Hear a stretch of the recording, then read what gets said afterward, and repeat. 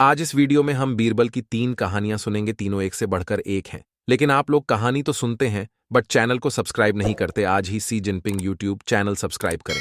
पहली कहानी। अकबर बादशाह को मजाक करने की आदत थी। एक दिन उन्होंने नगर के सेठों से कहा, आज से तुम लोगों को पहरेदारी करनी पड़ेगी। सुनकर सेठ घबरा गए और बीरबल के पास पहुंचकर अपनी फरियाद रखी। बीरबल ने उन्हें हिम्मत बंधाई।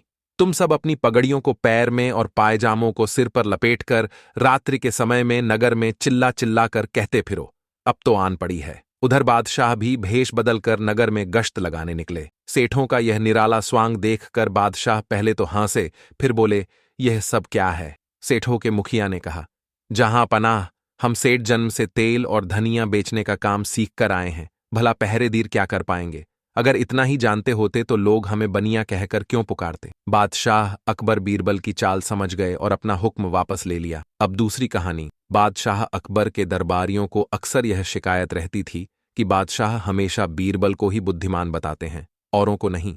एक दिन बादशाह ने अपने सभी दरबारियों को दरबार में बुलाया और 2 हाथ लंबी 2 हाथ चौड़ी चादर देते हुए कहा, इस चादर से तुम लोग मुझे सर से लेकर पैर तक ढंक दो तो मैं तुम्हें बुद्धिमान मान लूंगा। सभी दरबारियों ने कोशिश की, किंतु उस चादर से बादशाह को पूरा न ढंक सके। सिर छिपाते तो पैर निकल आते, पैर छिपाते तो सिर चादर से बाहर आ जाता। आड़ा तिरछा, लंबा चौड़ा, हर तरह से सभी ने कोशिश की, किंतु सफल न हो सके।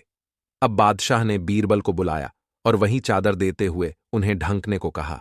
जब बादशाह लेटे तो बीरबल ने बादशाह के फैले हुए पैरों को सिकोड़ लेने को कहा। बादशाह ने पैर सिकोड़े और बीरबल ने सिर से पांव तक चादर से ढंक दिया। अन्य दरबारी आश्चर्य से बीरबल की ओर देख रहे थे। तब बीरबल ने कहा, जितनी लंबी चादर उतने ही पैर पसारो। अब तीसरी कहानी। अकबर को शिकार का बहुत शौक था। वे किसी भी तरह शिकार के लिए समय निकल ही लेते थे। बाद में वे अपने समय के बहुत ही अच्छे घुड़सवार और शिकारी भी कहलाए। एक बार राजा अकबर शिकार के लिए निकले। घोड़े पर सरपट दौड़ते हुए उन्हें पता ही नहीं चला और केवल कुछ सिपाहियों को छोड़कर बाकी सेना पीछे रह गई। शाम घिर आई थी। सभी भूखे और प्यासे थे और समझ गए थे कि वो रास्ता भटक गए हैं। राजा को समझ नहीं आ रहा था कि वह किस तरफ जाएं। कुछ दूर जाने पर उन्हें एक तिराहा नजर आया। राजा बहुत खुश हुए। चलो, अब तो किसी तरह वे अपनी राजधानी पहुंच ही जाएंगे, लेकिन जाएं तो जाएं किस तरफ? राजा उलझन में थे। वे सभी सोच में थे, किंतु कोई युक्ति नहीं सूझ रही थी। तभी उन्होंने देखा कि एक लड़का उन्हें सड़क के किनारे खड़ा खड़ा घूर रहा है। सैनिकों ने यह देखा तो उसे पकड़कर राजा के सामने पेश किया। राजा ने कड़कती आवाज में पूछा, ऐ लड़के, आगरा के लिए कौन सी सड़क जाती है? लड़का मुस्कुराया और कहा, जनाब, ये सड़क चल नहीं सकती तो ये आगरा कैसे जाएगी? महाराज, जाना तो आपको ही पड़ेगा। और यह कहकर वह खिलखिलाकर हंस पड़ा। सभी सैनिक मौन खड़े थे। वे राजा के गुस्से से वाकिफ। लड़का फिर बोला, जनाब, लोग चलते हैं, रास्ते नहीं। ये सुनकर इस बार राजा मुस्कुराया और कहा, नहीं, तुम ठीक कह रहे हो। तुम्हारा नाम क्या है? अकबर ने पूछा। मेरा नाम महेश दास है महाराज, लड़के ने उत्तर दिया। और आप कौन हैं? अकबर ने अपनी अंगूठी निकालकर महेश दास को देते हुए कहा, तुम महाराजा अकबर, हिंदुस्तान के सम्राट से बात कर रहे हो। मुझे निडर लोग पसंद है। तुम मेरे दरबार में आना और मुझे ये अंगूठी दिखाना।